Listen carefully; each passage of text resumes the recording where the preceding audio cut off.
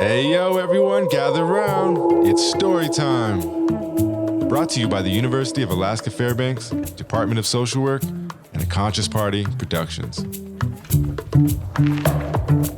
You are listening to The Critical Social Worker, a revolutionary storytelling podcast. A conscious party. Revolutionizing our minds. Elevating our consciousness. Changing our worlds. Your story. My story. Our story.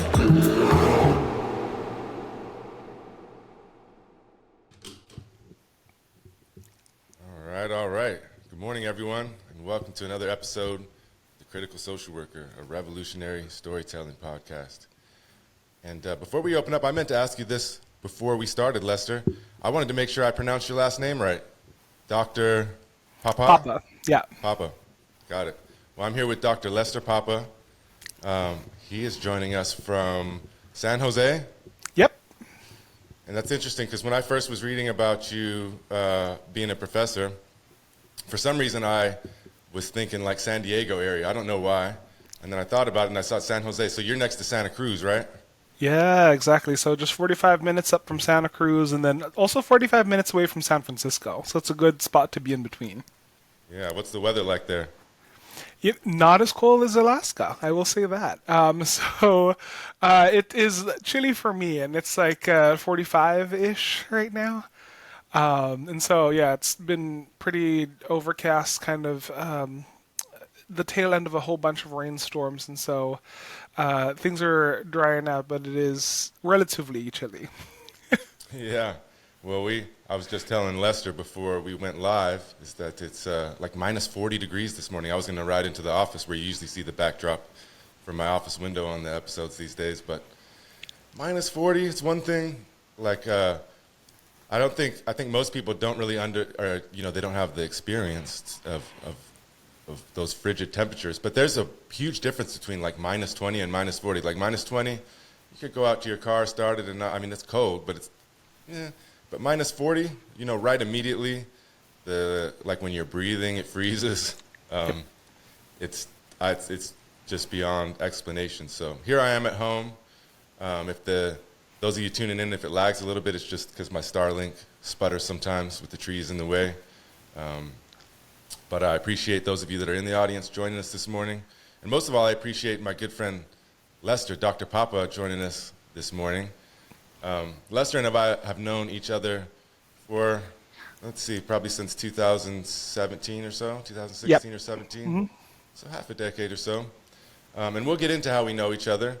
But I think that the best way to start this episode off is Lesther has such an impressive journey. I don't know if impressive is the right word, such a full journey that I only know bits and pieces of it. So Lesther and I met at Utah State University where our paths intersected. We were at different positions in our lives at that point, but I know, Lesther, that you started from the island of Kauai, and your parents are immigrants, right? Yes. Yeah, tell us about that. What was it like growing up in Kauai?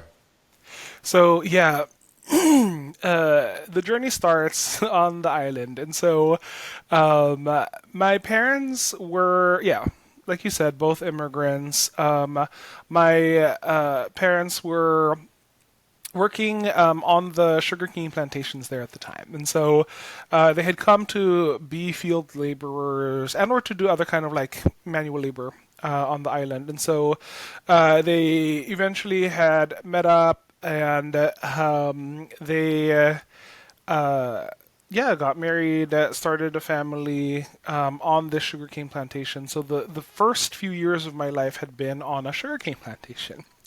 And so I was shown all these pictures of myself, my parents, and then eventually my little brother in this plantation home. And my mom has told me a lot of interesting stories about what it was like living there, and having especially like two really young kids. At the time, both of us were under the age of 2. And so it was interesting for them to start raising a family there. And one of the big things that they were worried about was the fact that there would be like right the field rats that would come into the house sometime. And so they were like, "Listen, we gotta change up how it is that we are living here." And so the industry at the time was dominated by sugarcane, and so that's where all the big money was coming in, and then secondarily was tourism. And so the island of Kauai, if you have never been, is an island over from Oahu, where Honolulu is, where most of you probably know is Hawaii. And so, in order to get people to Kauai in the like late '80s, early '90s, you would have to fly, and typically into Honolulu first before you go into Lihue, where the airport is for Kauai. And so, right, the tourism took a little bit of time, but eventually there was enough tourism there to have my parents then change from being sugarcane plantation workers to then being hotel industry workers instead. And so my mom is, and is still currently, a housekeeper at the hotels, now the Grand Hyatt Kauai. And my dad just recently retired, so he started as a service bar worker, like stocking up the fridges instead of the different rooms, and then eventually made a shift over to being part of security, or what they would call loss prevention. Um, and so, yeah, a lot of my childhood growing up had been around Hyatt and resort life, because the Hyatt would also sponsor a lot of kid-friendly activities, right? And so there would be like Camp Hyatt, and then there would be kind of this annual family carnival fair, basically sponsored by the Hyatt for families of employees at the Hyatt. So Hyatt Hotel had been a really big part of my upbringing. It was also the only way for us to get accommodations when we needed to travel. Like I said, we were on Kauai, and so we had to fly to Oahu, to Honolulu pretty often for things that Kauai didn't have, like if we needed specialized healthcare, for example. My brother and I both have asthma, and also have like some skin conditions where we needed to see specialists, like allergen specialist or a dermatologist sometimes. And so we would fly between Kauai and Oahu pretty frequently, and my parents would use then their employee benefit to be able to support us flying between islands and stuff. So that had been a big part of growing up. Then the other thing is, right, so that's the Hawaii part of growing up.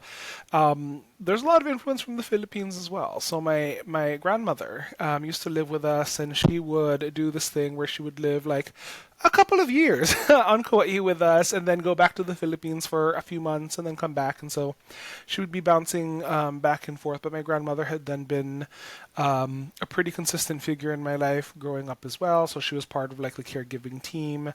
When I was 7, that's when my youngest sister was born, and so that kind of made the family complete. And so as we were growing up and going to school, my parents had really big dreams for us in terms of education.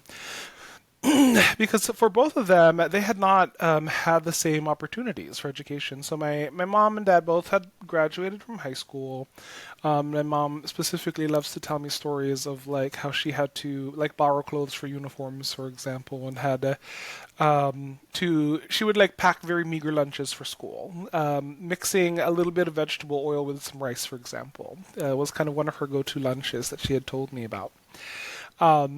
And so they definitely wanted something better. So education had always been kind of the big forefront focus in our family. So much so that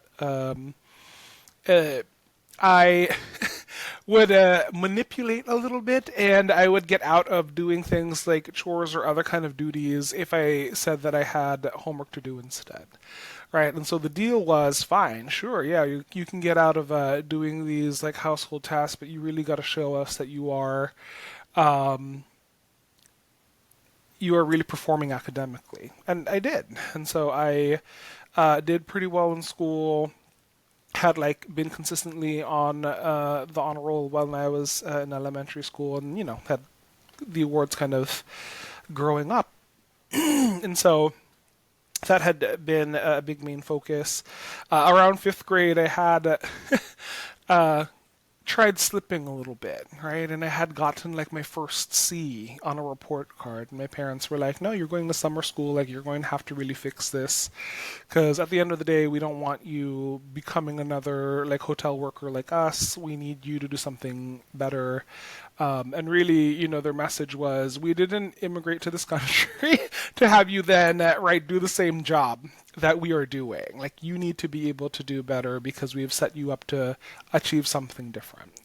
And, I really appreciate, like, the time, the sacrifice. At the time, I definitely didn't understand or get why education was such a big focus, or why, they had made such an adamant demand on making sure that academics was my biggest focus.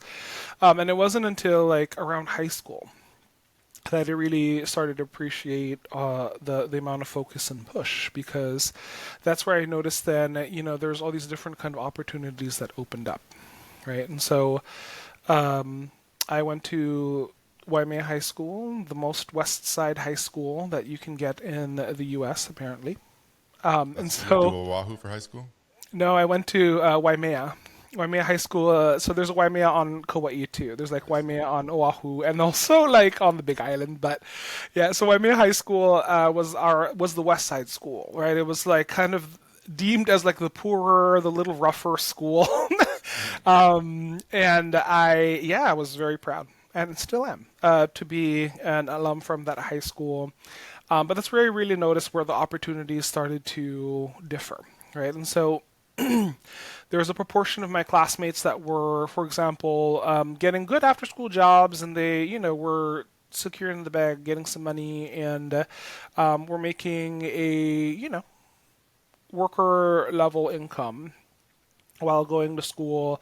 There were a few students who definitely had their eyes set on the military. At our high school, we had the Army Junior ROTC. I was part of the JRTC also my first year, and had a pretty great experience. I think I had learned quite a bit from the program, but eventually kind of pursued the passion of being the band nerd instead. So I had played trombone for about 6 years, through middle and through high school. But yeah, the opportunities were there for the military, getting an after-school job, and then there was the other subset who had their sights set for college, right? And so the majority of my friends were definitely in that latter group of our eyes set for college. And, I was so grateful for my education at that point, and the fact that I could, right, consider going to school, that I began to wonder, why is it that I got this opportunity? Why is it that I get to go to school? And why am I, I got set up in this seemingly special way to be able to access higher education, and then I have classmates who seem less motivated to do so, or it didn't seem like it was in their wheelhouse to be able to get, right? And so at the time, I had assume that it was just a matter of like working hard, right? Like my classmates who were not going to college were just they were just undermotivated, right? They just didn't work hard enough, and so obviously that becomes the fruit of it.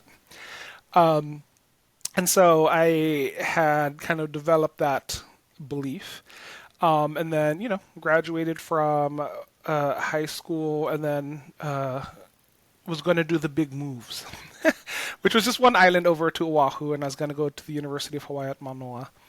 And so I wanted to stay in state. I did not want to be part of like the mass exodus that wanted to be on the mainland, because like the mainland was this like foreign place, and before I left for college, I had only visited the continental U.S. one time. I told you that I had been in band, and so in 2004, December 2004, me and 400 other students from the island of Kauai got together and made an all-island marching band. And so we marched in the Tournament of Roses Parade in 2005. And that was my first time being on the continental U.S. So that was my first time experiencing temperatures below 60 degrees. And my first time really experiencing being on something like a tour bus and having a vehicle where there's heat inside of it, right? So I had never experienced the heater before, and that part was gnarly. It felt like a bunch of hair dryers just going off inside of this little bus. And I was like, okay, this makes sense that you'd have to like, heat up the inside of this thing because otherwise all you're doing is putting us in this like cold aluminum can of a vehicle. And then that's like not healthy for anybody. And so that was a trip. The other thing then was culinarily, it was just different, right? And so we were in Southern California, and at the time, like I had no exposure to Mexican food besides the Taco Bell that was on our island. I know I can hear the gasps already of some of you in the audience, but that's what I had. That's what I was exposed to, and so I had no idea of like the world of Mexican food, and I had seen some of the menus and stuff, and I was like not knowing how to pronounce most of whatever was on there. When we got to our hotel, the kind of first set of hotels that we went to, our first meal there, they gave us food that was, again, things like, I think it probably was something like pasta and salad and that kind of thing, things that we were not used to eating, because we would have rice for every meal, even in school. Like our school lunches had rice to go with them. And so the next day we had breakfast, and breakfast did not have any rice to go with it. We were eating hash browns, right, with our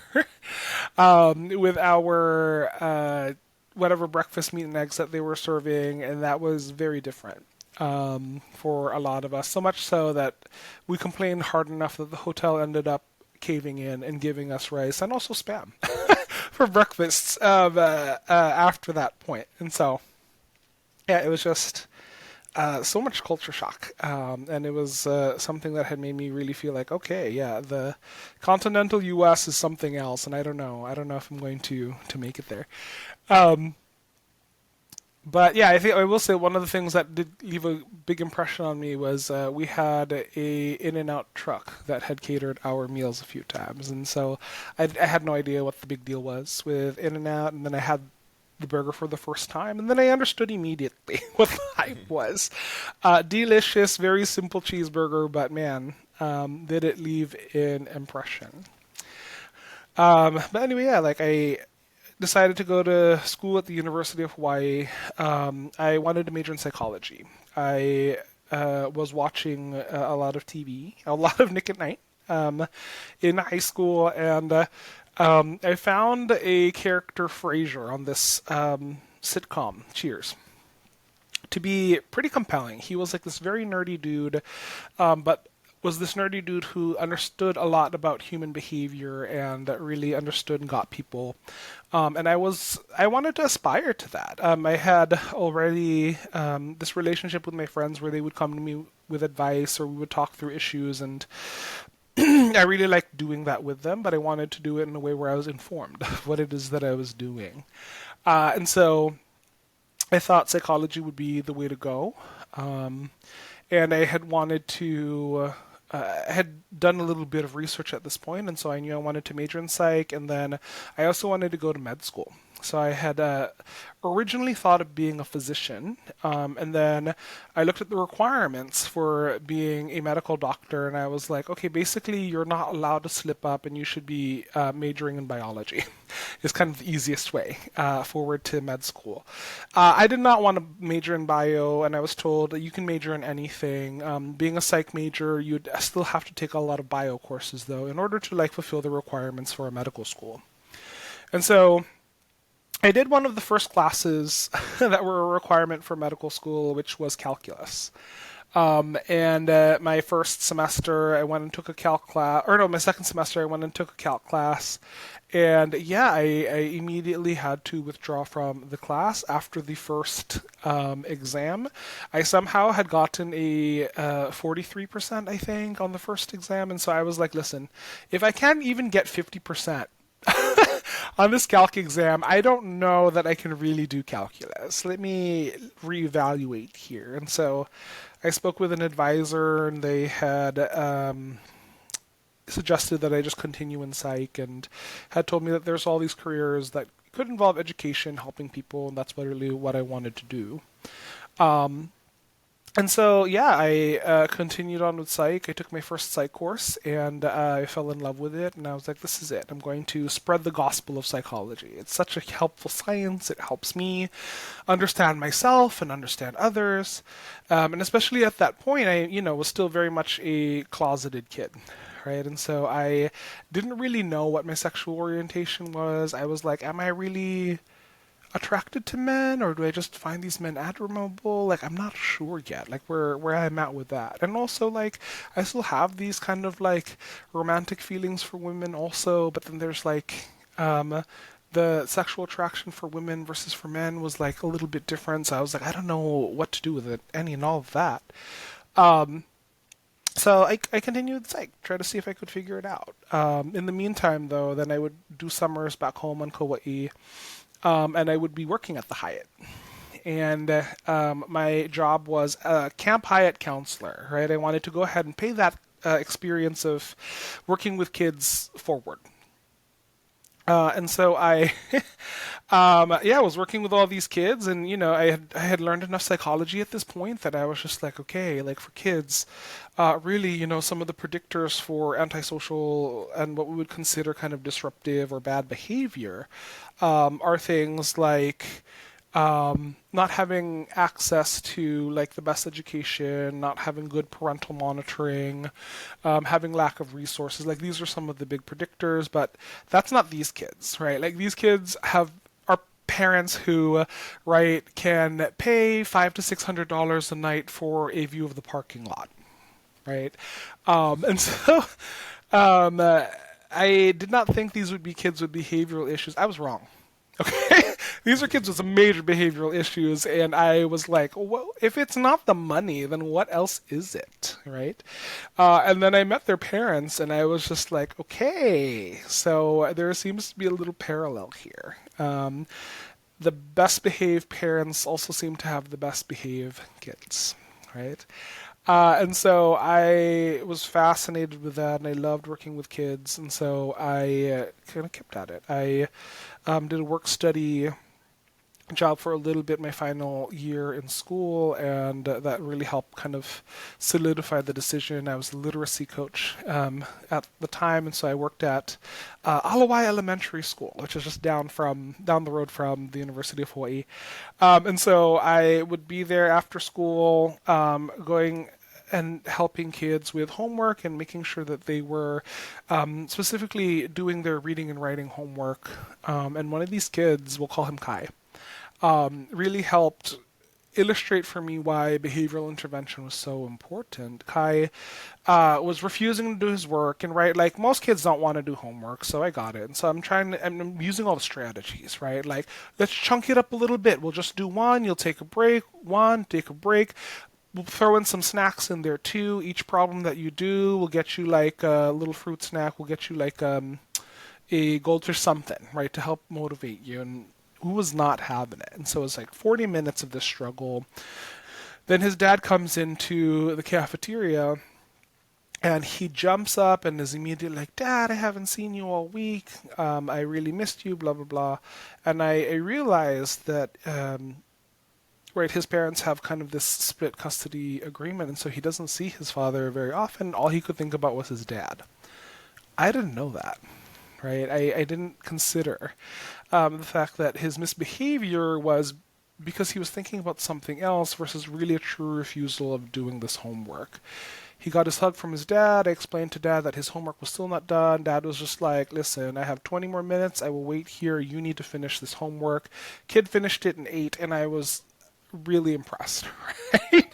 So homework's done. He gets to go home with dad. I understood now that my assumption that he didn't want to work because he just didn't want to work was completely wrong. And it gave me like the insight to realize that the same classmates that I thought were lazy, maybe there was something more to that as well. Maybe context can explain something a little bit deeper than what I could see. And so yeah, I was like, let me continue on. And so I was like, I need to go into graduate school, and I don't know if I have it in me to do a PhD.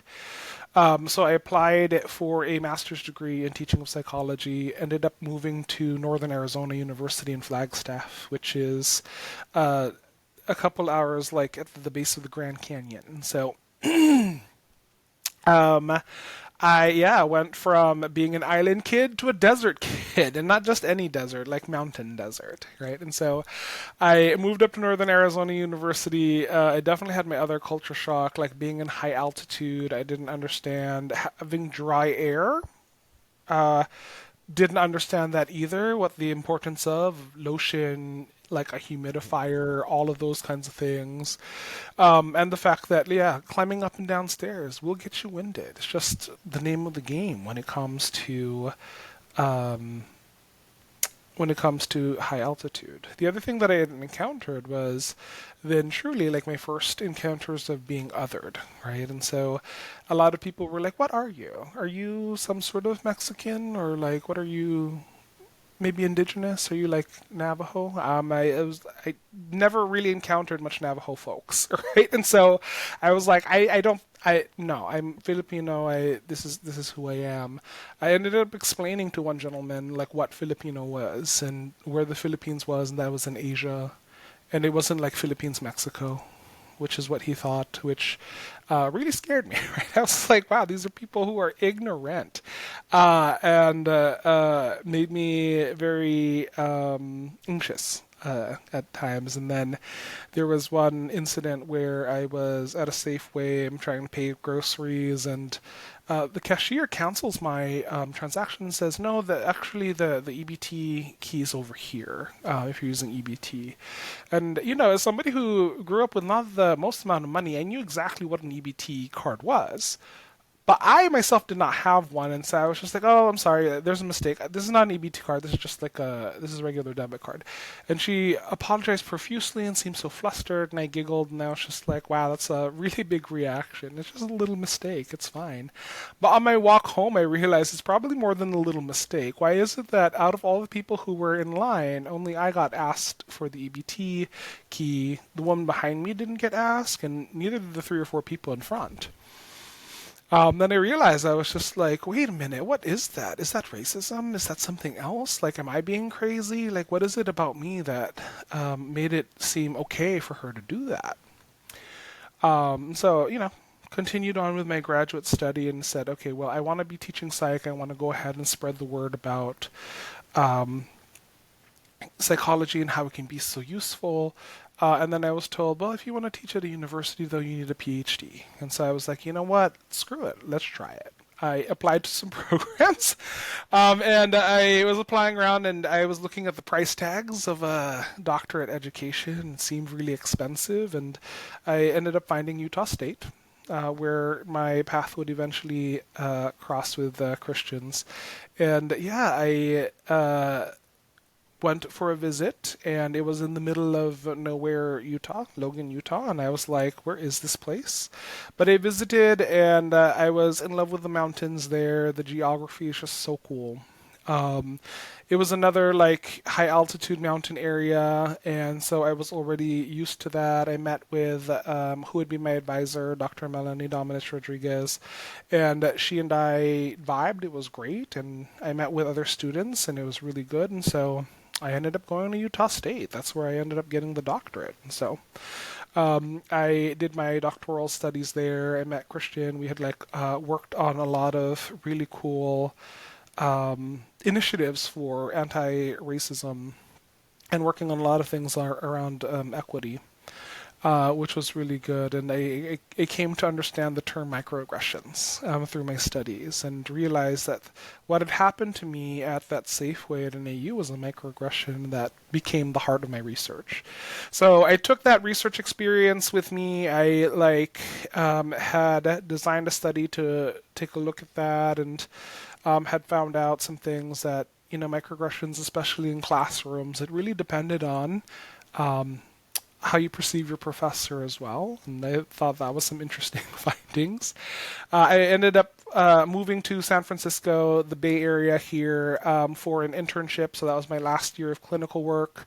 Worked at the hospital in San Francisco for a year, and then did a couple of years as a postdoc there, providing mental health services to a school in Richmond, California, here in the Bay Area. And that's where I worked during COVID. So during lockdowns, I was providing mental health services to some middle schoolers, and doing a lot of remote work over Zoom, and trying to figure out how do you do mental health services on Zoom, and how do you get middle schoolers to stay motivated to engage with therapy when all they want to do is shut it down or just be playing Minecraft or Roblox the entire time.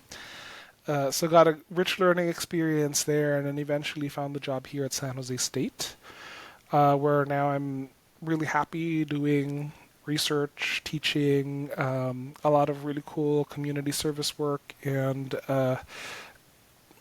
work to the university in kind of the greater Bay Area. And so, a lot of what I do is things like community presentations, and also I've done a few live and network interviews, a few recorded ones also. So I'm doing what I had set out to do, to preach a little bit about the gospel of psychology, but through this informed lens of, specifically what I talk about is the effects of mental health on youth and trauma on youth. So yeah, that's been the dream. Yeah, well, Lesther, that was an amazing story, and I feel like that there's probably so much, still to be told. And I was wondering if we could just kind of walk back through that. I have some questions. Yeah, of course. Some reflective questions. And my first one to you is this. So where you're at now, Dr. Papa, professor at a major university in California, when you look back to that boy that grew up in Kauai, little Lesther, and that grew up in we say the continental 48 or the lower 48, whatever we're calling it. It's yeah. So it's foreign, right? Even me that grew up in Utah, a lot of the rest of the United States back in the especially as before the internet was coming into prominence and whatnot, it was foreign territory for the most part. What do you see when you reflect on that and how far you've come, when you compare and contrast how the little boy felt versus now? Whereas, you've reached the ultimate. Everybody values things differently, but from my perspective, you've reached some of the ultimate heights and apex. You've made it to the. Even I resonate with the way you described it. Where, you were here at a crossroads, and they said, well, you need a PhD to do this, and so, you realize you have another mountain to climb. But you've climbed most of them. I'm not saying there's no mountains left to climb in your life, but you're at least an apex, if not the apex, and you're Right. able to look down at the rest of the world. And so, what does that mean to you when you reflect on that and you look back to where your parents came from, to where you're at? Yeah, I think what it means is like it really helps me appreciate that, right? There's no way to really predict the journey, and then also I take a lot of appreciation, a lot of gratitude for where my where the beginning was, right? Because definitely, like, if I were to, pan back to, right, I'm 35 now, let's go back 30 years to 5-year-old Lesther, right? Who is just starting out, he's in kindergarten, and he is, right, just simply navigating being from home into this new world of school, right? Where at home, like even, right, my parents are always speaking either Tagalog, Ilocano, Bicolano, a mixture of all these three, plus Pidgin, because that was the English they knew. And so then walking to the classroom where we could speak Pidgin, For sure, but then right, we were taught this new U.S. continental way of speaking English, the English that I'm speaking now, and so like how far that has come from being to navigate just worlds between home and classroom to right then going from Kauai to Oahu and then from Hawaii to the U.S. continent. And then then going from Arizona, Utah, California, and being in these different environments. Like my journey is a pretty like you said, impressive. I think so. It's been impressive in terms of like mountains to climb, in terms of education, geographically. It's been a pretty far journey, like literally going from across the oceans into the deserts, the mountains, and then into the bay.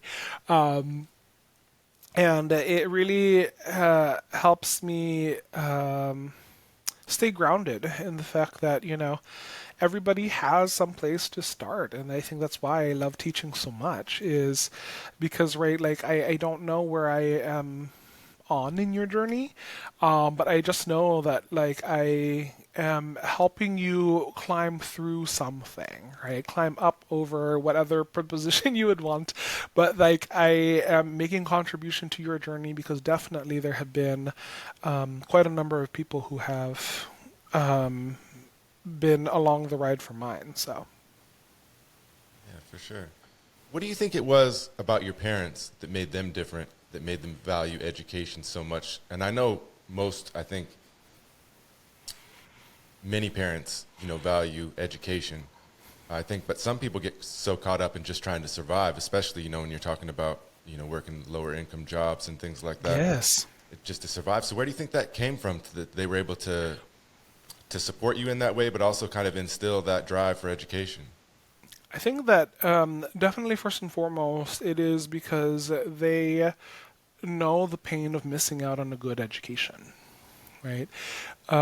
They know, that if they had gone to college, if they had other educational opportunities after high school that would offer them that like upward social mobility to be able to pursue dreams, really, right?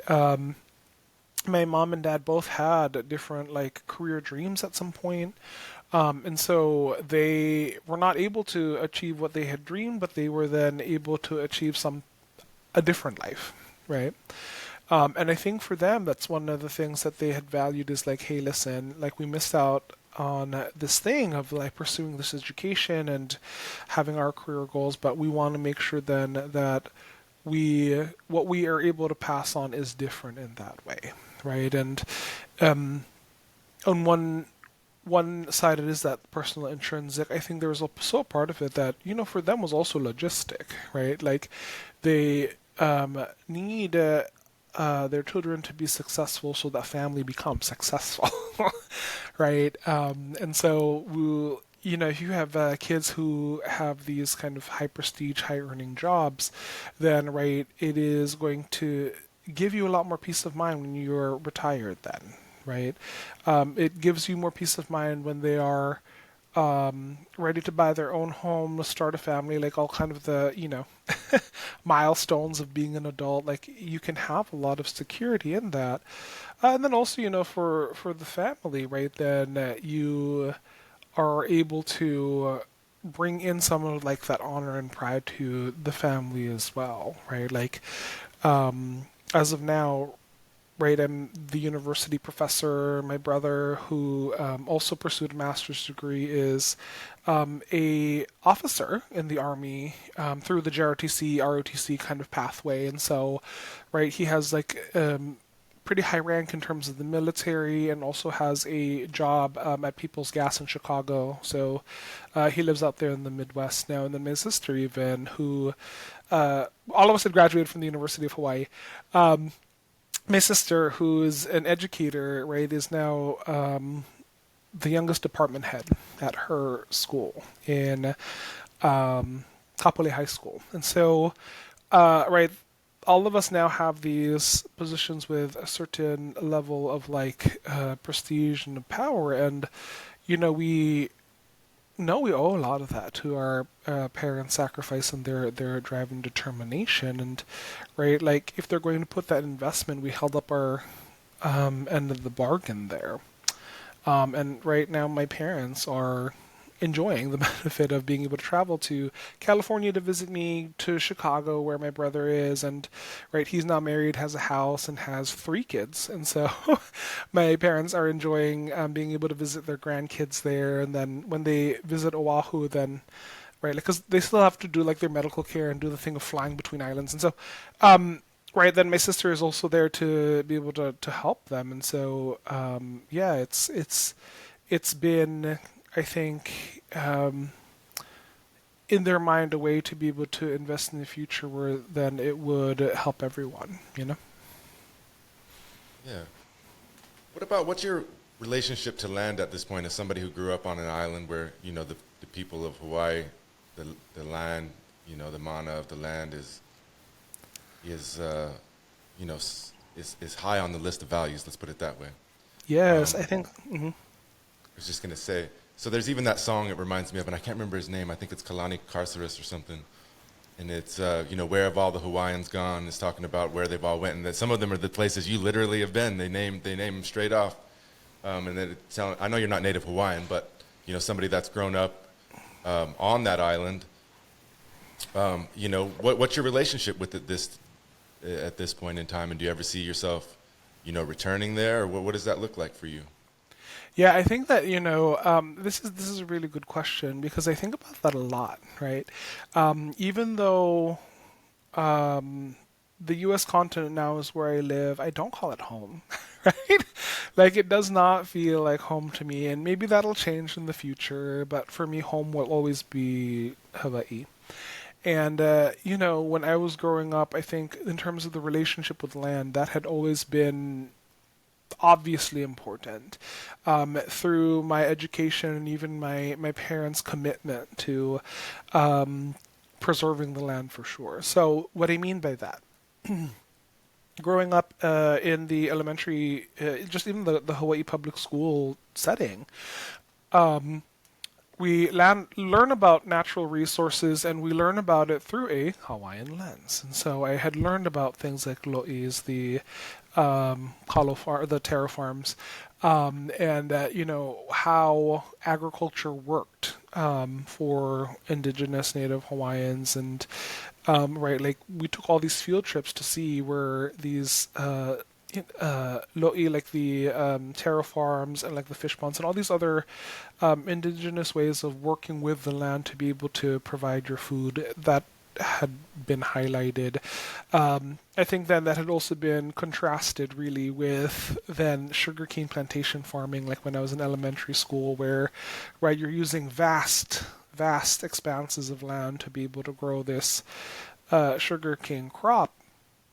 And then also, when I got older, learning about how there's this displacement of indigenous peoples, right?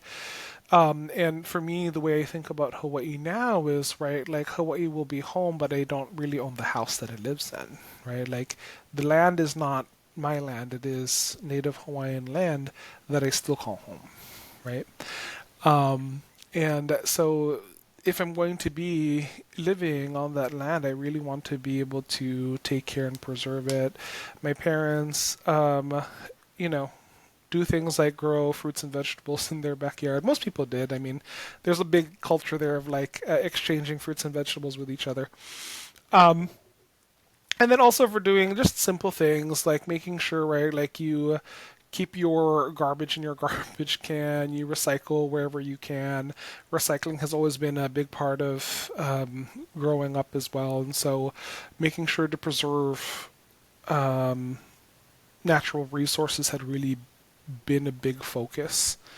And then, I had visited the Philippines last summer. And so, right, that again is like other connection with land. This is like ancestral land, right? This is where generations of my family have lived. And, right, like my parents were some of the first to come to the U.S. And so to see where like all the roots come from and to kind of see how right my parents lived, and I hear the stories like that gives me a different connection with land there as well. Like these I can feel it like in my own body, in my own like spirit, like this is the place where I come from. It is not where I call home, but it is definitely where the origin of my being is, right? And had been part of the reason why, even for me, reclaiming the language had been important. So at the University of Hawaii, I didn't mention that I had studied Filipino also for 4 semesters, and then I did like an intensive summer program to help learn the language so I could keep that connection. And then here on the continental US, I'm still yet very much mindful of preserving natural resource. And so even though I live in like San Jose, which is the biggest Bay Area city, right, I still do the same things. I have like a recycling bin. I am mindful of trying to compost things when I can.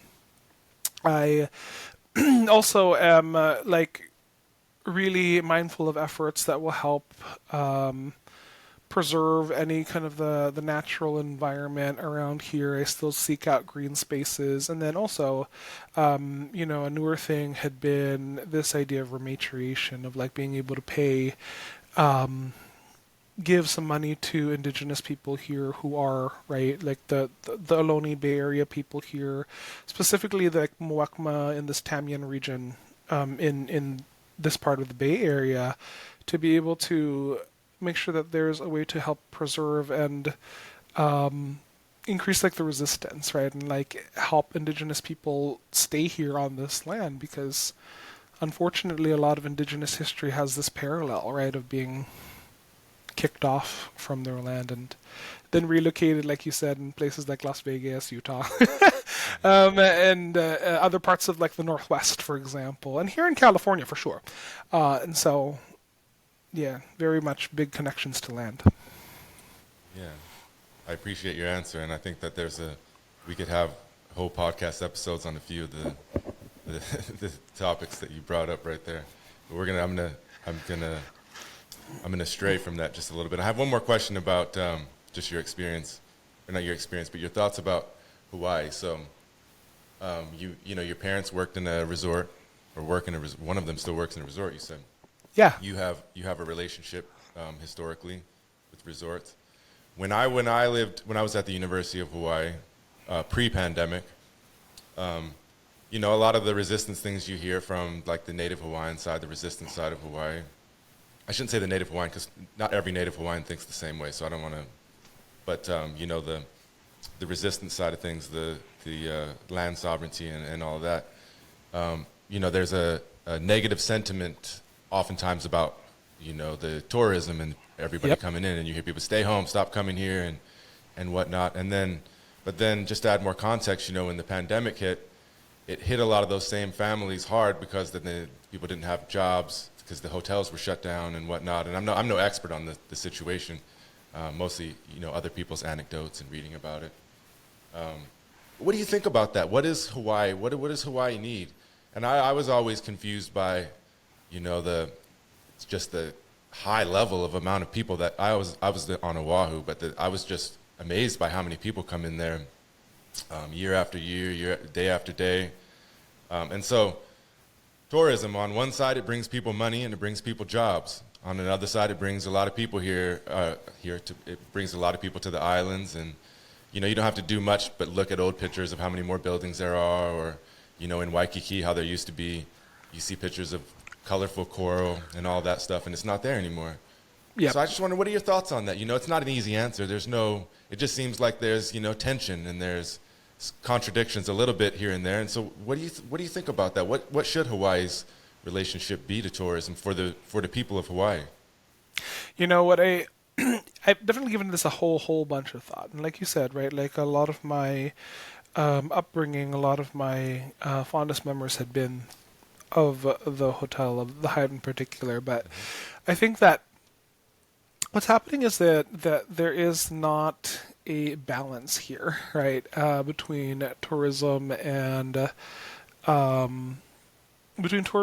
then also like the natural resources it takes to support it. And so what I mean by that is when tourism increases and grows, it really takes away so much from the natural resources, right? Like specifically water is the big one. And then also natural resource in terms of space, because right, an island, you can only have so much space. And really, it was explained to me very succinctly that what Hawaii needs is tourism's money, but not the tourists themselves, right? I think what's been happening is that, on the one hand, right, I really think tourism helps share Hawaii's culture.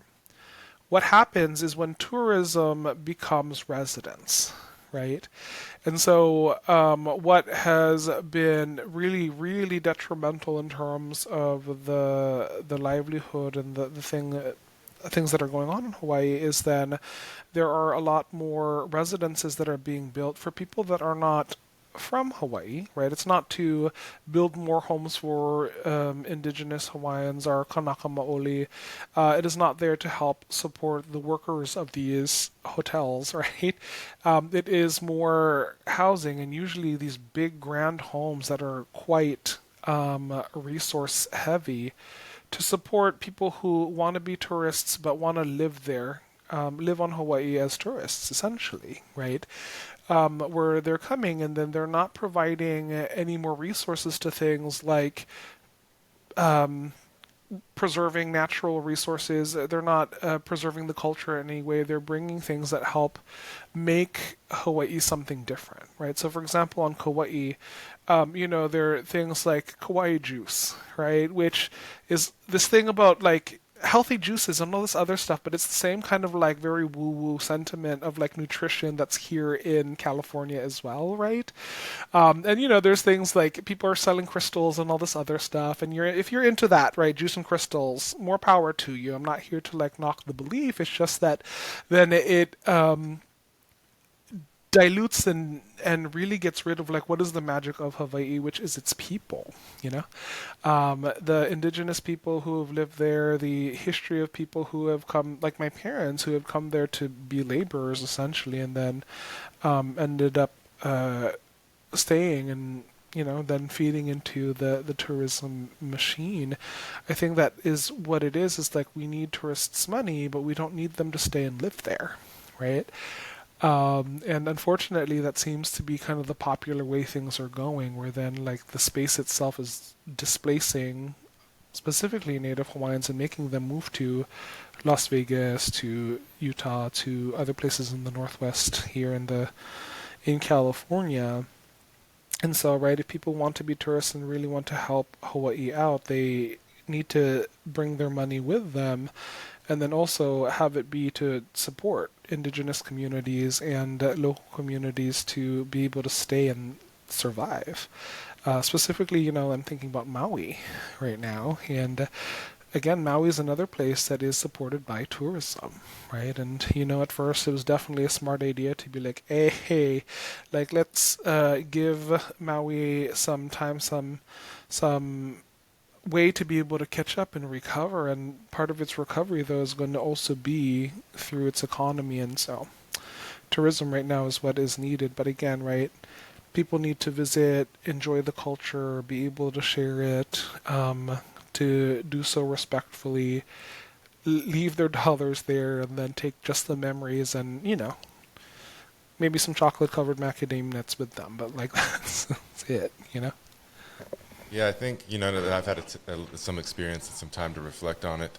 I think it's, historically deep as far as, Hawaii was just marketed and put to the American public as this place of leisure. Hawaiians live leisurely lives, which I think, if you go back, there was more of an opportunity to live a leisurely life. But tourism, while it brought money, it's gone so overblown in some cases that it's priced those people that originally had the land originally belonged to, are not able to do that, so other people can come in.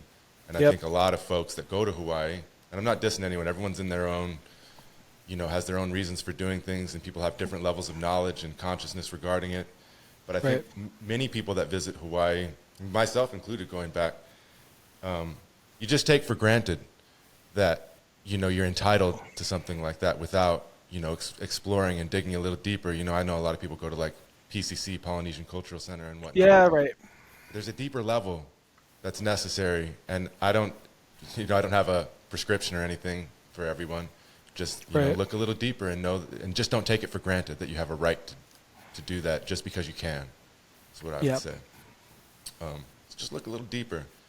Yeah. Well, go ahead.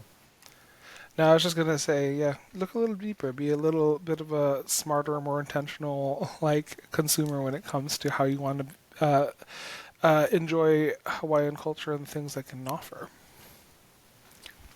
Yeah. Well, those of you that are listening in the audience, if something's resonating with you or you have a question or a comment, feel free to use the chat. And also, it's a good time to start calling in, using the call-in feature if you'd like. With that being said, I wanted to move to Utah. Let's move past Arizona for just a minute. And let's talk about Utah. So Utah State University, just to put, I know most of us that are listening to this probably have no idea about Utah State University, but most of Utah is, the population of Utah, not all, but most of it is in what they call northern Utah or the Wasatch Front. So Salt Lake City, and it has a bunch of, I'm not going to go through them, but it has surrounding areas. All the way further north until you get to Logan, and Logan might be even a little bit off that grid because you have to drive through a canyon. And Yep. so it's, I don't know, what, an hour and 20 minutes from Salt Lake City or something like that. Yeah. Drive. And I shouldn't say it's a strange place, it's a unique place. And so one of my things that I realized when I reflect on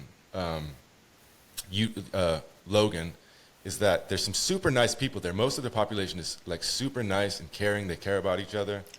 And this is, I think, a way that I could put it is, one time my wife Alicia, and if you don't know who she is, she's, most people would consider her black when they see her.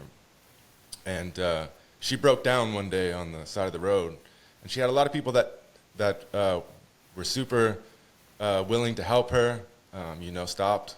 And I think this is true of a lot of different places, but I think that how am I trying to say this? I think, and I don't want to say like everyone is like this or everyone fits into this, but I think a good way to look at it would be Utah, or I keep saying Utah State, but Logan, Utah might be the place where no matter who you are, somebody's going to stop and help you if you're broke down on the road, but they also might have some thoughts or ideas that are not true about other ethnicities, cultures, races. And I think it's not with vitriol, in most cases. It's, I don't know if I want to use the word ignorant or what, but I think it's another one of those things folks take for granted that they know about or that what they believe is true.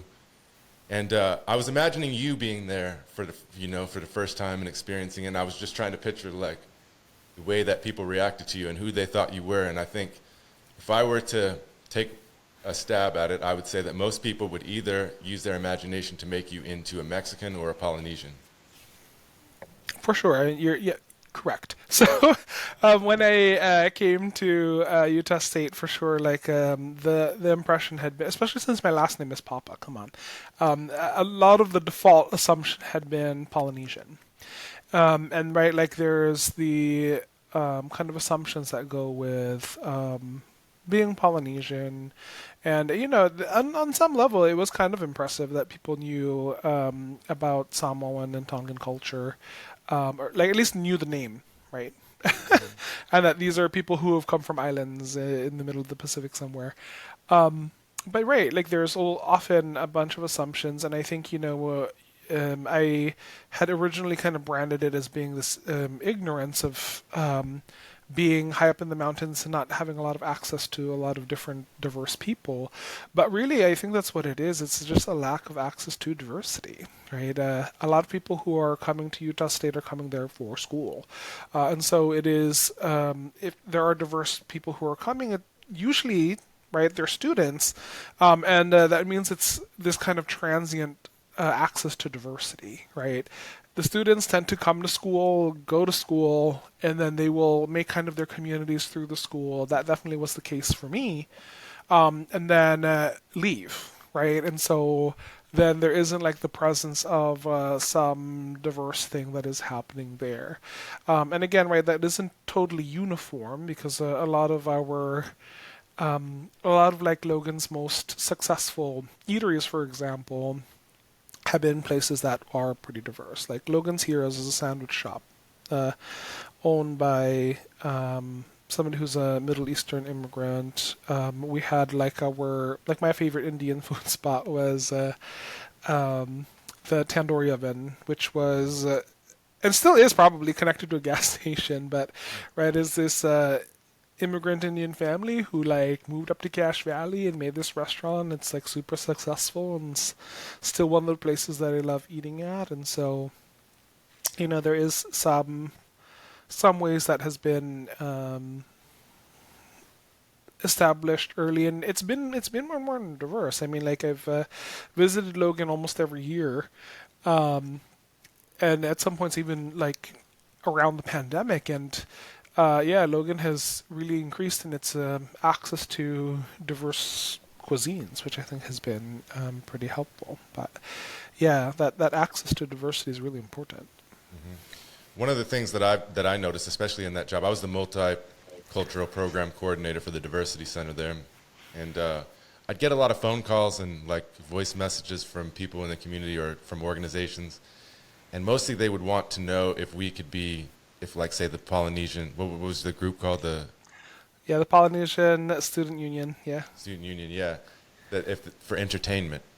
And Mm-hmm. again, it wasn't with any vitriol or anything like that. It was just kind of with a sense of entitlement, like that they were entitled to it, and that that's what being multicultural meant, was entertainment or cuisine, which it can be, and it is a part of it. But that's only scratches the real surface, don't you think? Oh, for sure. And like as somebody who has responded and also then performed right at these community like callings for an event, it was interesting because then we definitely made sure that the event was an opportunity to educate. So each time that we had performed, there was always an educational component because right, the assumption is, can you just come and like entertain the people? Can you like do some of your dances and then move on, right?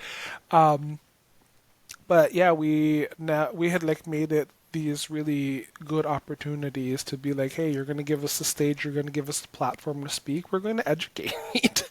And so we did that. And the education was of the culture, of how to do the dances as well, right? Because, people make up what they think is hula, right? And so then we were like, if you really are moved by the songs, the dances, and around this time, Moana, right, was in the theaters. So, right, like if you're feeling inspired to want to do these things, do them correctly, right? And a lot of there had been no venue where they were against learning how to dance hula authentically, and to learn the moves, to be able to say what the dances were, like the individual dance moves were in Hawaiian. They really wanted to know those things because then it gives them this meaning, right, of not just it's a beautiful dance, but it then becomes a meaningful one too. So yeah. Yeah. So your research for your doctoral program was on microaggressions, right? Mm-hmm. So I think this is where Lesther and I's story intersects, and I think it's an important point to bring up. There's a couple things I want to talk about regarding microaggressions and anti-racism that's directly from our experience together. So at Utah State University, I remember when they were walking me through for the tour when I got the job, there was what was it called, like the RSS Center or something like that? MSS, really yeah. MSS, so it was really like a multicultural lounge, right? But I remember I was walking by, and I don't remember who it was that was walking me through, but they're like, oh, that's where you need to pay attention to because that's where all the kids or the students from I worked with the Polynesian, what'd you say, the Polynesian Student Union, the Black Student Union, and the I can't remember what they were, the Asian Student, Asian Student Association? Asian Student Association, yep. Yeah. And so they're like, that's where you need to pay attention to, and that's where you'll find your students. And it was true.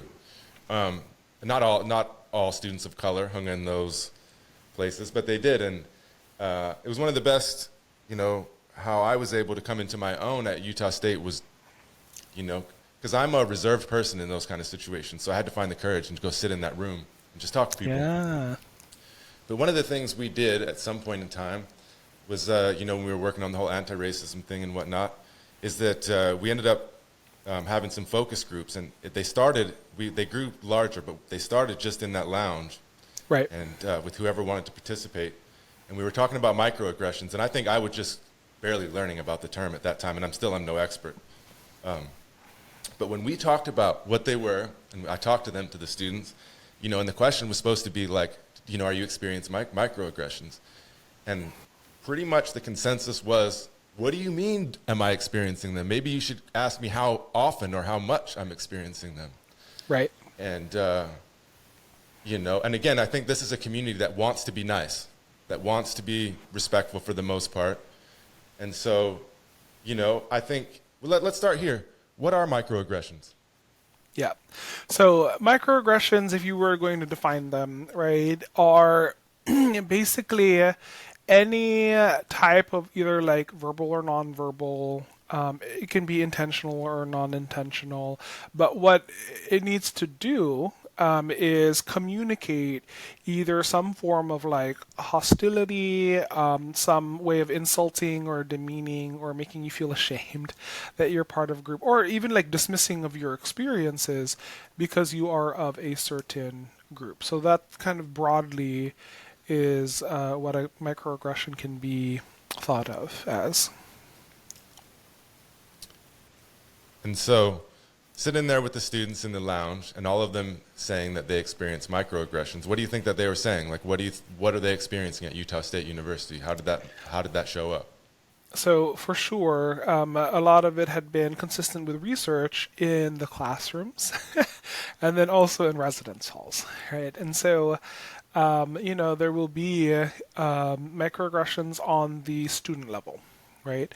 Where, there were, especially for Black Student Union, there had been, right, students who are wearing hijab, for example. And if they are sitting there in class, that maybe people don't want to sit next to them or sit around them, right? Or they're going to ask these very intrusive questions that may be seemingly benign, but would then clearly be targeted like a question for them specifically. So like, why are you wearing that headscarf? You know that you're free here, right? Like, you don't have to wear that. The assumption is that, right, like wearing hijab was due to oppression and not really by free choice, right? For example. Or always having this assumption, that you don't speak English, right? And so even for myself, like when people hear me talk, they're like, oh, wow, you speak so like eloquently, or you speak so well, or blah, blah, blah. And I'm like, I'm born and raised in the U.S., right? Like this English is one of my first languages. And so I would hope that I would speak that well. And then, even things from professors, right? They will give you your paper back. And one of them was like, yeah, I don't know why the professor was so surprised that I could write so well. And he was just like, wow, yeah, like I didn't know you could write like that. Keep it up, right? Which on one level seems, right, very much unintentional in terms of like, you're wanting to help support the student. You want them to do better. But then the implicit assumption is that, well, I'm only encouraging you because you surpassed my expectation that you wouldn't. Right, like that. And so, yeah, there were some other ones that I'm not really remembering the specifics of, but it's usually on the theme of making sure you really feel and know that you are an other, right? And like you said, not necessarily out of any place of being malicious or wanting to alienate you, but it is because, right, like that is kind of the unnamed kind of assumption, is that you are a foreigner, and so I'm going to treat you like you are the foreigner, whether you are or not. Mm-hmm. So I have an example that's a good example, I think. So you get into, let's say a white guy is wherever, and he gets into a taxi cab, and he asks the driver, where are you from? And so I've heard people reflect, that they don't like that question because it insinuates that they're not from there and that they're not from here. And now I can see that and empathize that, but I can also see somebody asking, where are you from, because they genuinely are curious and want to know more about the individual. And so Right. how do we, be reflective and, reflective to where we can be respectful of other people? And I know it's a broad question, but how can we do that while also not like cutting off our ability to communicate with each other and interact naturally, right? Because somebody can ask a question, where are For you sure, from? yeah. From a totally innocent, curious place because they want to know more about the person. But then because that person has experienced, say, microaggressions or experienced that question asked in a different context, it might even trigger something in them or make them feel a certain way. For right? sure. Because you don't use your trigger, but you know what I'm saying? What do you think about that? Yeah, I think that, that is, again, like one of the places where having that cultural competence to be able to kind of shift your language to make it much more inviting, and like really the key thing, if you take nothing else away from what I'm going to tell you, is that what you want to be able to do is just connect with your heart. All right. When you're asking somebody, where are you from? You don't actually care where they're from. What you're asking them is, where do you call home? Like, where is it that I can situate where you have come from so that way I can understand and get an idea of what to, like a hypothesis even, of like what your culture is and what is meaningful and what is important to you.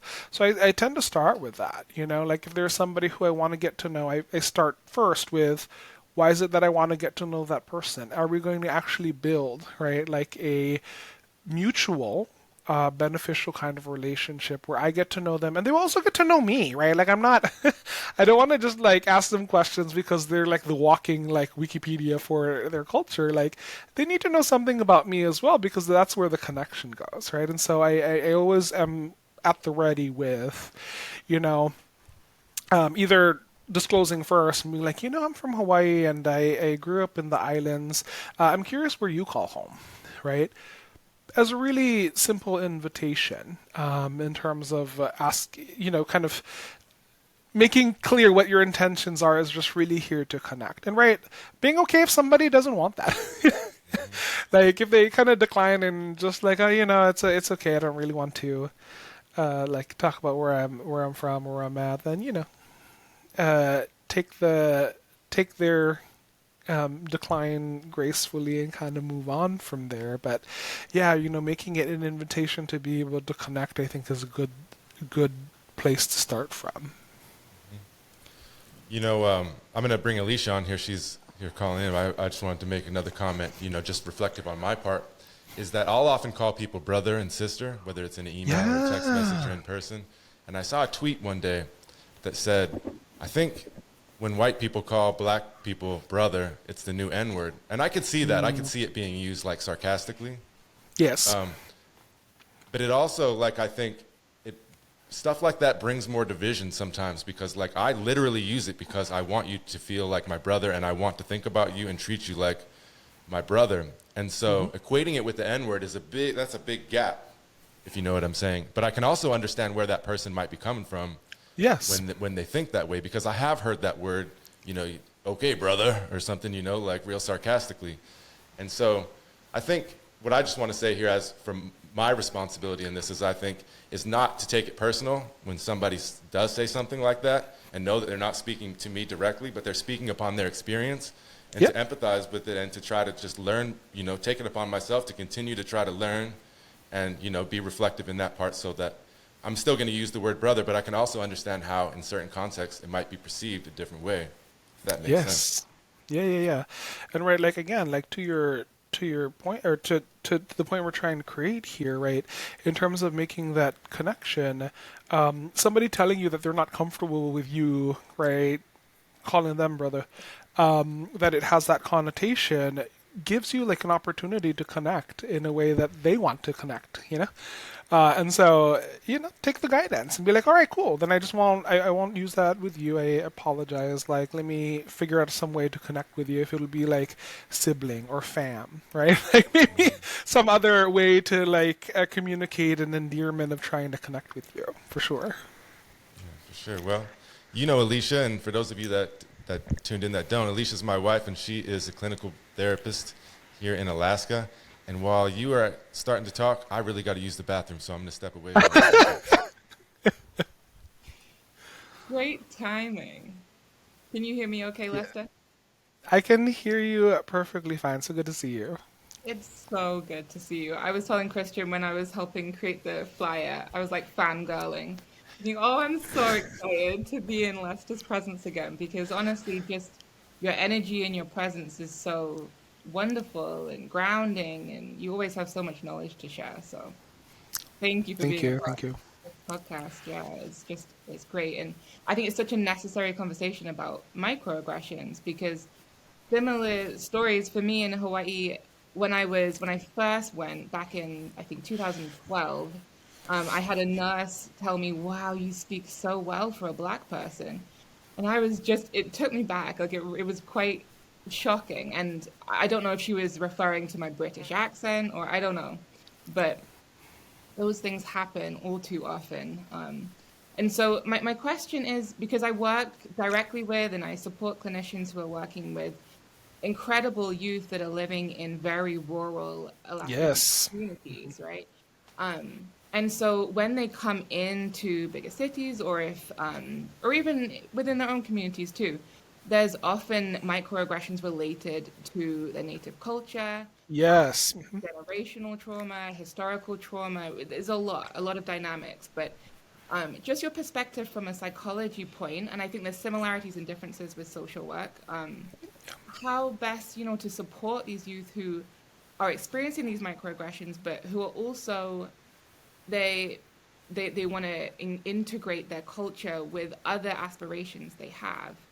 So twofold question, kind of how to support the youth and also how to support clinicians who are working with youth going through this. Yes. And so for focusing on the youth first, I think that one of the best things always to like validate their experience, right? Like just know that it's a thing. It's a thing you're experiencing. It even has a name. Microaggressions, and also knowing, telling these students, especially these youth, that the microaggressions are these implicit assumptions that others have on you, but they don't need to be something that then become fact for you, right? Just because it's somebody else's assumption does not mean it'll ring as something that is true of you, of your person, your character, that you get to still be your own person no matter what people think. Very hard sell, but like essentially that is where it is that you'd want to connect with youth because that's what you want them to eventually develop, especially if they are in that adolescent age where they're developing identity specifically. You want to be able to foster much of that identity and make sure that their identity is something that's protective and something that they can be proud of. For the clinician that's working with the student and youth, actually, then I think that is going to be the other case. Is it's well regarded and well known in literature that like your who you are in terms of right, like your race, ethnicity, your gender, any other your other characteristics, they don't necessarily need to match with the client that you are serving. The more important things that your client can understand, like you can understand your client and that they can trust you. And really connected with what Christian and I were talking about earlier is then how do you do things like ask questions to make it really clear that you want to connect on a personal level with this student and say, hey, like human to human, I'm here for you, right? I want to be able to connect with you. I see that you are someone who is in pain, is in struggle, and right, together let's work so that way you have better tools to be able to overcome that struggle. And like to be okay with disclosing a little bit more and like making yourself be human to the person that you are working with, right? Like my goodness, adolescents are so good at detecting BS, right? And so if you are not genuine with them, they will detect that and will not be able to trust in you and your skills no matter how great. And so being able to, either do some like little disclosures of like, microaggressions happen. They happen to me too. Like I understand what it feels like to have somebody's assumptions be so wrong about who you are as a person, right? And, some people take the empowerment and try to educate. Some people ignore it and try to leave that somewhere else. And then some people also then take that as like some internal fuel to, right, make sure that they connect more with what is true to them versus what is falsely being said about them. So, Yeah, that's a great answer. And I think what you're saying highlights how important it is for clinicians and professors to self-reflect as well, because that human connection is so important, but we need to know ourselves as a human and to be comfortable with all the uncomfortable and imperfect and biases and all of that. And so Christian and I talk a lot about like the circle of self, like working on that circle of self so that we can yes. support so many other people. And there's so many dynamics to that, but self-reflection is a huge part of it. So yeah, I really appreciate your answer. Thank you. Thank you. Thanks, Alicia. Thank you. All right, well, there's a couple questions in the chat which I want to get to. I just have one more question in the line of where we're going. And it's just something as I'm, I think a lot of these topics, it's not just like, somebody teaches you and you learn and all of a sudden you know it. Our life experiences and the way that we've thought and all the things we've watched and consumed are all going to fill us, and it takes time for things to manifest in our lives. So this is just one issue that I'm still confused on a little bit in my own exploration of it. And, we started with anti-racism, right? We had Ibram X. Kendi. He came and gave a talk on how to be an anti-racist before the book was even out. Yep. And so I highly respect him. Obviously, I brought him into town. Yep. But I also don't want to take things for granted either. And so we teach anti-racism, for example, in my intro to social work class. But I also install several modules where they're required to critique it and listen to the critiques of it. Because a lot of them are baseless and don't have much of a foundation and built upon fear and ignorance and things like that. But oftentimes when we listen, when there's enough of a sentiment about something, there might be hints of truth within the criticisms. And one thing that I still struggle to wrap my head around is the idea of, let's say colorblindness, right? So we have a module where we talk about colorblindness, and basically the gist of it, is that being colorblind, like saying I look at you, Lesther, and I don't see anybody, I just see a normal human being. Well, that might kind of negate your life experience. Not kind of, it probably will negate your life experience and everything, and many other things behind it. On the other hand, like Kendi's stance would be that, we're all racist, and I believe that at face value, meaning that we grew up in this culture. There's really no way to escape where you don't have some kind of racist prejudice or ideas or, some myths in your mind. It's just there. Even as much as I try, there's things that pop up all the time, and I'm like, why am I thinking that way? It doesn't actually reflect my reality. But on the other hand, if we have to pick out race about everything, it kind of takes us away from that sense of like solidarity or racial unity. And, I think I'm just throwing a name out there, but like say Fred Hampton of the Black Panthers, who, before he was murdered was doing like interracial solidarity stuff on a big scale. And maybe part of the reason why he's not here with us anymore. But I think he would frown upon that, and he would say like, look, yeah, I see where you're coming from, but at the same time, we've got to find a way that our humanity is first. And even if you listen to like, let's say, Rastafarian reggae music, where, they're all about black culture, repatriation to Africa and all that stuff. But if you really listen deeper, you'll hear the sentiment that, like there's one line, for example, like, I love my blackness, but there's only one exactness or something like that. And they reflect that their objective is, unity and solidarity amongst all human beings. And that's the first, we're all the same or similar at the basic level. And I think from their religious standpoint, it would be that God created everybody, in his the same exactness. So, moving forward into this future, because anti-racism is fairly new, right? Like when we were talking about it, the term was just barely entered into the conversation, so into the public discourse. And so as we move forward into the future where we have these new concepts and these new ideas and these different lenses to look at, how can we respect each other and, learn about each other, like we said, educating each other about each other and learn from each other, respecting each other, while at the same time moving towards that sense of unity or solidarity. Does that make sense? Yeah, for sure. I think that again, right? Like the beauty of being human is that you will have different experiences, right?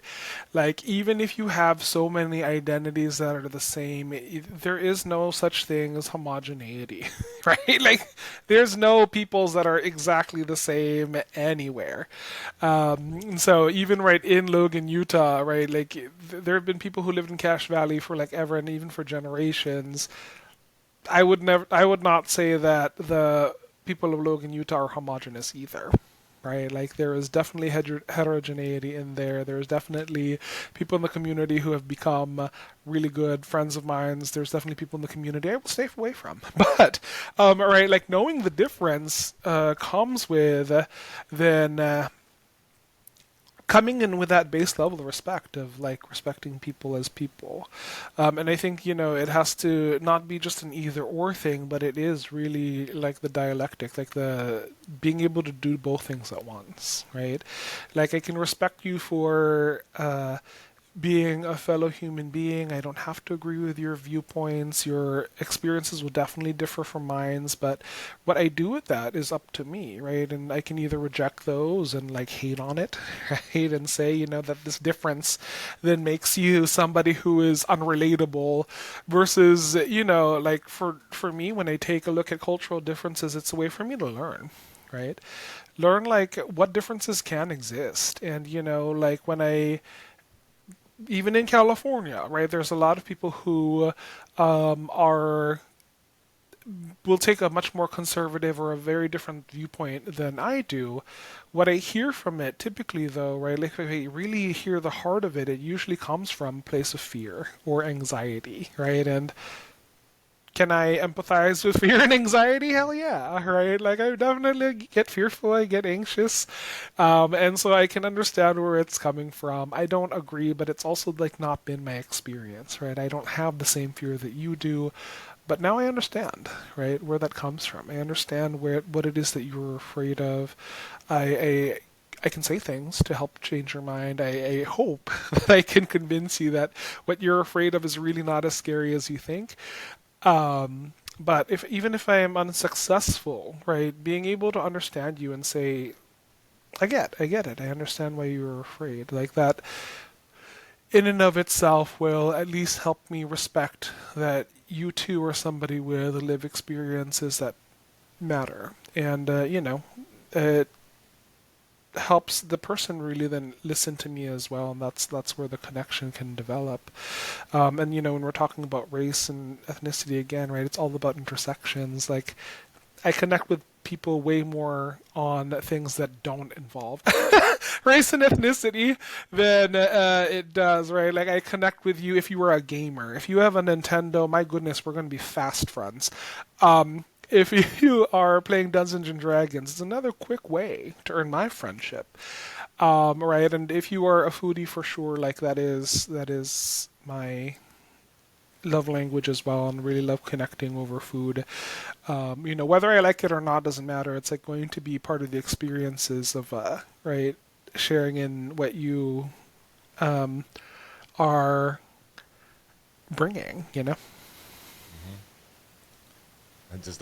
I had a funny comment about food is when I was working at Utah State, a lot of my job was to get students involved in certain things, and that's the number one way to do it is if I I could just think of an example, who was it that hosted the anti-racism the Night of Resistance? Who hosted? Oh, Quetzal. Yes. We had trouble getting together, and I was like, you know what? Forget it. I'm gonna buy you guys dinner, and that worked. We meet up at dinner, but you want student involvement, find some food and find a way to sit down and eat together. It's a great way to get people to participate. For sure. We have a couple questions in the chat, and just to remind everybody, if you do want to call in, there's still a little bit of time, or post your question in the chat. We got one from Trinity. She says, I want to ask, going back to your parents wanting you to do better academically since they did not have the same opportunity, like going to college, for example, did you have any stress or did you feel any pressures from that? My parents did the same, wanted me to be well in school and succeed, They did not do well in high school. They did not go to college, so I felt like I needed to do better in school. And at times I felt stressed from that. But with that, I feel like it also made me better. I wanted to do better academically and got more motivation from it. Did having that help become more did having that help you become more motivated academically and just in everyday life? I think definitely I felt a lot of stress, a lot of pressure, right? Like that right? The dreams of my parents are riding on my success. But I think what helped kind of shift to make it go, like you said, from stress to motivation was understanding what it meant for myself to get this education also, right? Eventually in high school I was like, why am I working so hard to like get these good grades and do all of these things? It's because then I had to have what is in it for me, right? It can't just be all for my parents. Right? I love them, and also I am not their show pony, right? Like I need it to be something for me also. And the thing for me is like I wanted to make a difference in people's lives. Like I had realized, in talking with my friends, even though, right, like their problems weren't all that serious, but I wanted to make a difference in people's lives. I wanted to help understand people, and I wanted to, I guess, in some level, like even though I couldn't articulate it, find ways to like meaningfully connect with a lot of people. And so that then had become the way to transform the stress into then, instead of this is what they want for me and they're doing this to me, it's then something that we're doing together, right? It's their pressure is then fueling alongside with my motivation to make the world a better place. I don't know. Thanks, Lester, and thanks, Trinity, for the question. We got one more in there from Marin. She wants you to talk more about, how you deal with living away from Hawaii and the culture that you grew up with. Okay. So what I have learned is to bring the culture with you. So when I was living in Arizona, I had introduced a lot of my colleagues to the wonders that is Spam, and so Spam musubi is probably one of my favorite like local Hawaii foods for sure, and so I brought it to a party and I kept bringing it to parties and people wanted to know and I like did live demos of how to make that food, and so food was one way of being able to preserve the culture. It's one of the things that I did at Utah State too, was like cook a lot of foods from home, and then of course there was Mobetta's restaurant, which was basically like exact taste from home, and so I was very happy about that. But the other thing then is really appreciating the access to island music, right? And so having local Hawaii artists, and then like the reggae Hawaiian kind of artists that I grew up with, having a playlist there helps me connect that way to the island culture. And then now because I have some more language proficiency in Tagalog and have access to all of like the songs in Filipino from the Philippines, right? Then I have another playlist for that as well, so I can connect to the cultures that are kind of speaking for me to reconnect to. Island music, I don't know if you saw, but I saw behind Alicia when she called in, she had the vinyl record of The Green behind her. Oh yeah. Anybody like The Green ever like, I don't know if you want to call it Hawaiian music, but island reggae music from Hawaii? Yeah. Check out The Green. They're great. Please We have do. Marita calling in. Let's take her. Hi, Marita. Hi, can you hear me? Okay. I was here, I was a bit late, but I just wanted to say it was amazing to hear your story. And um, I learned so much about like your environment and where you came from and just what you call home, and how that like doesn't have to define, or it doesn't have to be people's perspectives and their things like that. And your background, your education, your parents' sacrifice was touching. Um, your self-awareness on your 43% calc test. I um I'm in my third time taking a math class, and it's like, oh my, how am I even gonna get past this? And then like just thinking out what you want to do, and that being in psychology. And I just admire your storytelling. I laughed so much throughout the podcast, and your energy is felt. And it just made me reflect on how I took a psychology class last year, I think, and I loved it. It was one of the introduction ones, but I got to learn about the mind and behaviors, and um, you mentioned how it helped you understand yourself, and it certainly did for me and others as well. I'm a social work major here at UAF, and I'm in one of Christian's courses. And I am passionate about mental health and wellness and just that journey, and which stems from like my own things I had with it, like struggles and the desire to understand others, like my crazy family. And my question was, what advice would you have for someone thinking about a career in psychology down the road? Or like for me, pursuing master's and doctorate in social work, for it does seem achievable, but there's factors that I would take into consideration that maybe would like discourage me, I think. And for someone who wants to pursue these things, but maybe afraid of failure or what others would think, or like, just overthinking like financials or unpredictable challenges. So I just wanted to ask about like what advice would you have? And in the podcast, when you went for your doctorate, you're like, screw it, let's try it. And I could hear you like saying that as part of your advice. But Yeah, and so thank you, Marita. Thank you so much for your kind words, and I am so glad that you have enjoyed what it is that I've been able to share so far. If I were to say advice, I think that really the biggest takeaway for me is, right, like I definitely had all of those same failures, all those holdups. How am I going to pay for this? Do I have to move again like for this education? But the thing that helped really push me forward was, how badly do I want to make the world a better place? Right? How badly do I want to make the world a better place? How badly do I want to honor the sacrifices of my parents? And honestly, right, like, do I want to be the one to tell myself no?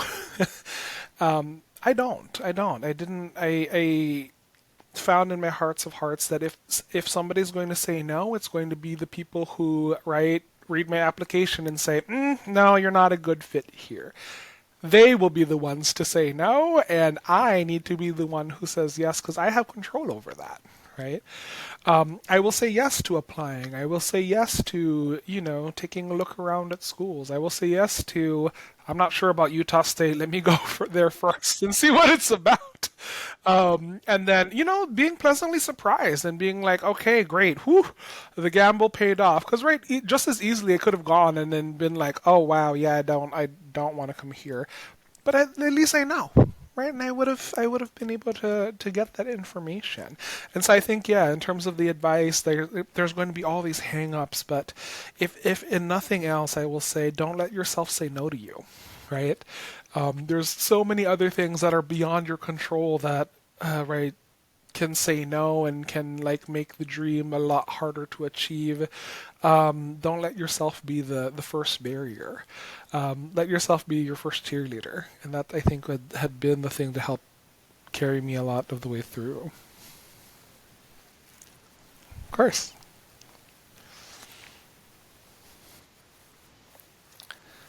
All right. Thanks so much, Marita. Bye.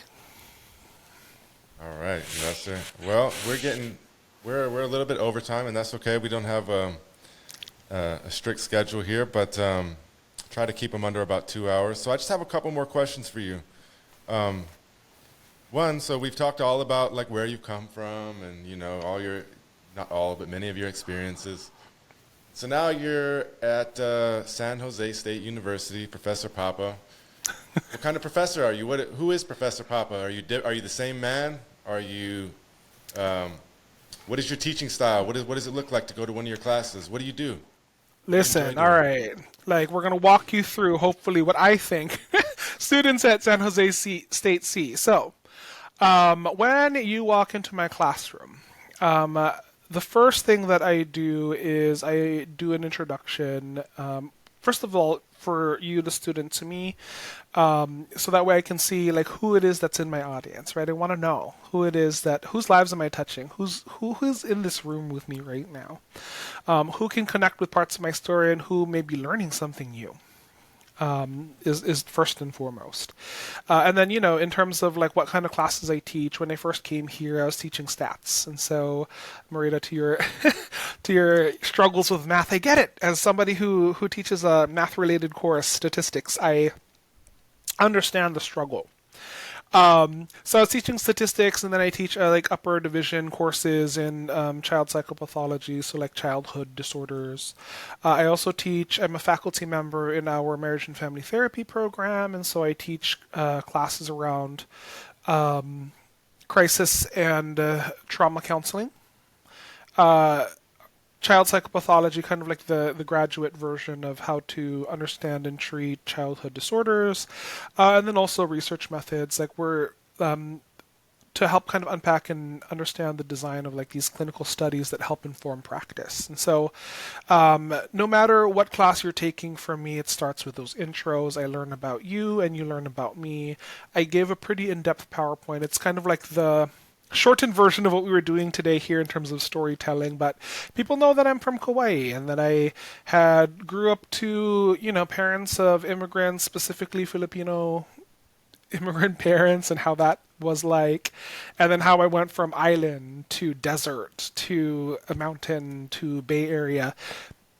And, that is the journey of this person who is now standing in front of them live, right? And I share a lot of the things that make me, that are not necessarily race related, right? So I do share that I'm part of the LGBT community. I have a partner. I really love baking and cooking. That like food is like the love language for me. I'm an avid karaoke enthusiast at USU, that Pizza Pie Cafe. There have been many nights that I've been doing karaoke there. And so an enthusiast there, Nintendo, D&D, right? All the things I had already shared. And so you get to know me as a person that way as well, right? So Dr. Papa is, yes, this content expert in terms of psychology and has all these really great clinical experiences, and is also a person who just loves to, right, get together, roll some dice, maybe, or like get on a Switch and play some Smash Brothers, or like Splatoon 3, if any of you play. You know how that goes. And so different ways to be able to connect with me, because ultimately what I need to establish with you from day one is trust. And so you can't trust somebody you don't know. It's not possible. And so by the end of it, what I do is then, have these introductions. I go over the course. Here's what we're going to learn. Here's why I'm the one teaching you this stuff. And here's the person who's teaching you. By the time that you get all that information, I go to the end of the class and I ask you, okay, can you go ahead and put your head down? This is an anonymous poll here. Now that you've heard what this class is about, who I am as a professor, as a person, can you trust me to teach you this course? The students will raise their hand. Very few won't, right? But mostly everyone will raise their hand. And then they, put their hands down, they open their eyes, and I say, to those of you who trust me, thank you for giving me your trust. For those of you who haven't raised your hands yet, I hope that I can earn your trust. Let's learn together, right? And so that is how I start those classes. I need you to know that you can come to me. I'm a person that really wants to help you succeed, because that is who I am. And you're not going to get that if I just tell you. Right? You need to know why that makes sense, or who I am as a person. And so That's the experience you get. And right, like if you're feeling entertained by this podcast, you will feel very entertained in the classroom as well. That's usually the energy that I bring, because I need it to be engaging. I want it to be lively. Like, I want it to be as much fun for me as it is for you. And so that is what you would get for sure. Well, students, if any of you are wavering on your commitment to moving on to a master's in social work, there's always psychology. And I know the question was kind of broached earlier, but I meant to ask you this and forgot. What does it look like to get, just real quick, like what is the journey from a bachelor's to a PhD in psychology? Because it looks different than. Let me change that. What is the pathway from a bachelor's to being able to do clinical psychology, for example, because it differs from social work? Yeah. So the route that I encourage is, when you are an undergrad, go ahead, reach out to a professor or grad student, get some research experience. And so, right, if you are applying to a clinical counseling or a school psych program, any of those doctoral programs really value someone who can do research and also provide great clinical services. And so the research part is hard, right? Like, it's hard to access that, and so you need a mentor to be able to help guide you. So you need to find a professor or a grad student who's willing to give you some of that research experience, so you can get an idea of what it's like to design a research study, to collect data, to analyze it, to present it, all of the parts of that research process to get some real-world application. Because once you're in graduate school, a lot of your work, half of your work, will be doing research. And so as an undergrad, part of the preparation is getting some research experience. The other thing then is if you can get any kind of volunteer clinical experience, either like, volunteering at a crisis center, like a hotline or something like that. You can also volunteer I was doing a lot of things around education, right? I was like a tutor and doing that kind of thing. And so I was helping, I was working a lot with children, and then knew that, certain behavioral interventions really help students succeed in terms of finishing their work and the more that students are able to accomplish things like academic, the more successful they are in school. And so getting some sort of volunteer experience to give you those real world experiences helps give you a really good shot in terms of then a doctoral program saying, hey, this is somebody who has an idea of how to do research. They also have some really great motivation and some skills to be able to work with people. These are the two things that need to be put together in order to get into a doctoral program.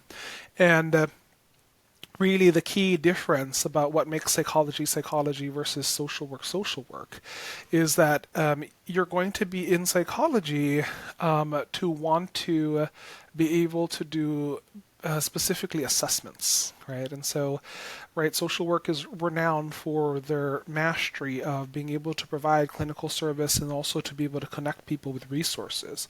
I don't connect people with resources. I do not know my way around systems, okay? I just don't. That's not part of my training. My training, though, is being able to really do these intense assessments to help me learn about you and the ways that you are struggling. And so for things like, learning disability evaluations, ADHD evaluations, neuropsych kind of evaluations. I've also done some assessments around autism spectrum disorder, for example. These are the assessments that are kind of outside of the realm of social work, but are in the realm of psych because that is where my speciality kind of lies, right? Is being able to do these kinds of assessments and to be able to get a lot of really important information from this assessment process, so that way it is clear how to be able to help you. And so if that is not your calling, then, psychology is probably not the way that you want to go. But yeah, a decent amount of your training is going to be those assessments. And so research, clinical work, the therapeutic parts, the assessments, the balance of those things are definitely what will bring you to clinical or counseling or school psychology. Sure. I appreciate that, Lesther. Well, there's two more things I wanted to cover real quick. And first is simple. I have this theme in the podcast and in my life where, I am challenging the social worker status quo, if that makes sense, and or some of the things that we take for granted. And social work has kind of made itself into this over-professionalized field where, going to get a degree in social work should, in my opinion, should look a lot more into critical reflection and research like you're talking about. But oftentimes it's an expedited training program for clinical therapists and caseworkers. But when I came into the field, I always viewed it as something much broader. And I don't like how, the only person that's considered a social worker is somebody who goes through a social work accredited program and gets a degree. Not saying that that those people are not good quality social workers. But there are many other people that have done social work historically and in the present that don't have those titles. And I can't think, like when I think back to my time at Utah State University, I can't think of a more incredible social worker than Lesther Papa and the way that you interacted with the other students. I didn't know this at the first. I thought you were, I don't know what I thought, but I probably just assumed you were an undergraduate student like most of the rest of the students in there. But you weren't. You were a doctoral student. And when I look back now and I reflect on that, it shows you were a leader. You were like, I like to, Papa Bear within the within the multicultural students and others. It's not like, and I just want to say that, let me say this. In my classes, one of the things I try to do to get my students encouraged is I tell them that I want them to look at the class with a sense of childlike adventureness and curiosity. And I feel like, Lesther, that you do that in your life in general. And when I see you interact with people, when I see you interact with topics, whatever, with the community, with the university, I see you do it like with this sense of openness. And the best way I can describe it is a sense of childlike curiosity and adventureness. And I've had that to varying degrees in my own life. And I would like and have tried to emulate you in that sense. And so, one, I just want to say thank you for being that person and for, impacting me and my family's life and everybody else that you come into contact with. And I want to crown you. I don't have a crown here, but I want to crown you as a revolutionary social worker. Despite, professionally being a psychologist, you are and you have been a social worker. And I just want to give credit to that and say that I respect you, Lesther. I respect you and I value the impact that you've had on my life. We haven't talked consistently for several years, gone our own paths. But the experience I had with you, I'll always remember, and I hope we can stay connected as we move forward in the future. And again, I just wanted to say much respect for you, Lesther, Dr. Papa. I highly respect you, and I appreciate the kind of person you are and the impact that you make on the world. Thank you so much. Oh my goodness, that is so many kind words. I am so glad that you shared how my presence has impacted you. I will lovingly accept the crown of honorary revolutionary social worker. I definitely did not think of my time at Utah State as being social work, but it makes a lot of sense in the way that you explained it. And, when we're talking about people who have touched our lives, I wanted to just make a quick shout out to a student who we both knew, Aiden and Abessi, who rest in peace, rest in love. She had lost her fight to cancer, her valiant fight to cancer a couple of weeks ago, and so I want to make sure that we honor her memory. It is her memory also that sits here in my heart and helps me kind of carry her memory forward as I continue on to do this work. And so I wanted to give her a little bit of acknowledgement, and to, of course, and anyone that she knew in Cache Valley, because in Logan, because she was a big part of that community as well. And so, yeah, I want everyone to know that her presence will be missed, and that her impact was large as well. Mm-hmm. Absolutely, and Aiden was somebody who was also a bright star. I would consider very similar to Lesther in the sense of whenever you interacted with her, even when I saw pictures of her when she was sick, she was always smiling. And yes, yes. Light in the darkness. And I just shared, actually, if you remember, Lesther, that video that we all put together, Inclusion Starts with I think it was. Yeah. And I saw her, and she had that same bright smile. And she was also a part of the anti-racism event. Yes. And so I'm going to link, if you're listening to this and you're wondering who we're talking about, I'm going to link those two videos if you're watching this on YouTube or Apple or Spotify, look in the description and I'll put those videos in there if you want to check them out. Wonderful. And that was actually the last thing I was going to bring up. So you did it for me. So I want to thank the audience, everybody that called in, that asked questions in the chat, just tuned in to listen to us. I hope you enjoyed the episode. I know I did. And I already said it all, Lesther. I have the ultimate respect for you, and I just want to turn it over to you to close out the podcast. Do you have any last words? Yeah. Again, thank you, Christian, for having me on the podcast. It's been wonderful to be able to connect with you and Alicia again.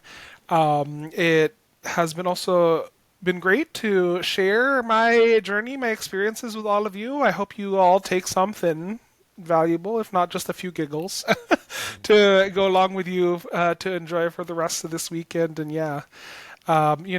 feel free to reach out to me. I think I'll go ahead and leave in some contact information with you, Christian, as well. So if anybody wants to reach out, they can. But otherwise, if you're watching this recording later, I hope you enjoyed, and let me know if you learned a little something. All right, Lesther. Well, take care. It's been great to talk with you again, and let's not have so big of a gap the next time. I'm sure I'll be through California at some point, so I'll reach out for sure. Seemed like there was one last thing I was going to say, but I forgot. So keep being revolutionary, Lesther. Take care and enjoy. Oh, that's what I wanted to say. Enjoy what you described as cool weather. I'm going to call it enjoy your warm weather, your quarm. We'll call it quarm. Will do. I will enjoy what it is that I am given here for sure. All right, Lesther. Take care. Have a good day. Peace. Thank you.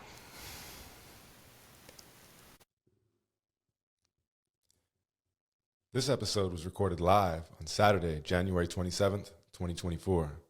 This episode featured Dr. Lesther Papa, and it was hosted by Christian Ace Stettler.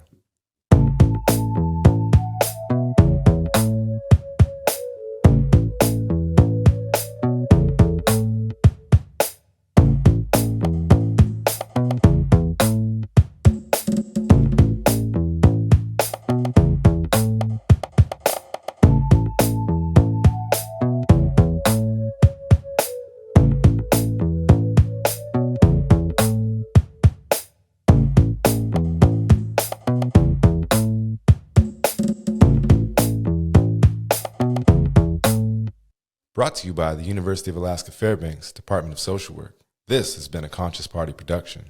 You've been listening to The Critical Social Worker, a revolutionary storytelling podcast. Your story, my story, our story.